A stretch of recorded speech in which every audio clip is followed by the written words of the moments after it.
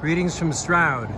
This is September 8th update on the renovations of the building that will be the Route 66 Spirit of America Museum. This is going to be the reception area with an antique phone booth in the corner so people can feel like they're turning into superheroes, and a mural on the wall telling the story of my life.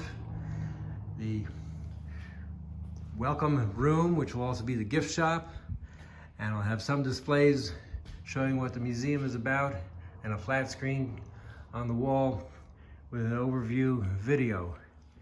Then this big space on the right will be celebrating everything from NASA to Star Trek, with a mixture of things such as Jimmy Stewart movies and Star Wars and Walter Cronkite, things that are positive in the history of America and in the current period of America, because we need to be talking about the good that can bring us together.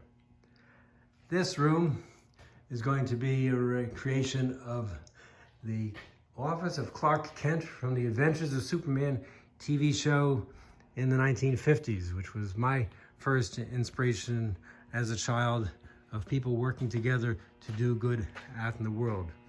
This is going to be my kitchen and dinette space, private space, because I'll be living behind the store. This is going to be private storage room. This is going to be the handicap accessible bathroom with an automatic door. We're actually going to push this wall in 18 inches to give people in a wheelchair enough room to pivot to get into the bathroom. This is going to be the bathroom and laundry room for my private living space. Opposite that will be a museum room where people will be invited to tell the story of what inspired them. And there'll be graphic on this wall that says "Truth, Justice, and the American Way." And on the back wall will be life-size busts of Batman, Superman, and Wonder Woman, so that while people are writing out their stories, they've got some exciting people watching over them. This room will be the museum's theater space with a big flat screen television, and this wall being constructed is going to be for my private living quarters. Like I say, living behind the store